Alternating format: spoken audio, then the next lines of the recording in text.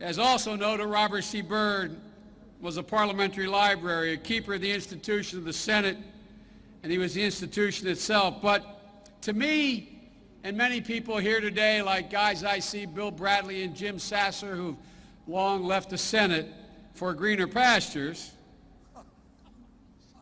and I hope better remuneration. We used to kid about that too, but for a lot of us, he was a friend, and he was a mentor, and he was a guide. Byrd said he discovered his leadership skills in an unexpected place as a young member of the Ku Klux Klan. There are a lot of people who wrote these eulogies for Senator Byrd in the newspapers, and I read a bunch of them, and they mentioned that he once had a fleeting association with the Ku Klux Klan. And what does that mean? I'll tell you what it means. He was a country boy from the hills and hollows of West Virginia. He was trying to get elected. There are white niggers. I've seen a lot of white niggers in my time. You think I'm joking? I'm not joking. But then I got in his good graces. I tried to run for president. He said, I don't want any senators running for president. I said, why, Mr. Leader? He said, because you never come back and vote when I need you. So I made a promise that no matter where I was, if he called me and said he needed my vote, I'd drop whatever I was doing and I'd come. And I kept the commitment. The only one, I might add. That got me back in his good graces again.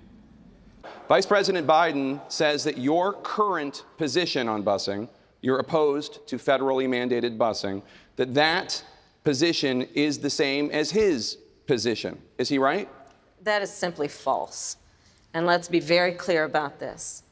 When Vice President Biden was in the United States Senate working with segregationists to oppose busing, which was the vehicle by which we would integrate America's public schools, had I been in the United States Senate at that time, I would have been completely on the other side of the aisle. And let's be clear about this. Had those segregationists their way, I would not be a member of the United States Senate, Cory Booker would not be a member of the United States Senate, and Barack Obama would not have been in a position to nominate him to the title he now holds. And so on that issue, we could not be more apart, which is that the Vice President has still failed to acknowledge that it was wrong to take the position that he took at that time. You got more questions, but I tell you, if you have a problem figuring out whether you're for me or Trump, and you ain't black. Poor kids are just as bright and just as talented as white kids. They're going to put you all back in chains. You cannot go to a 7-Eleven or a Dunkin' Donuts unless you have a slight Indian accent.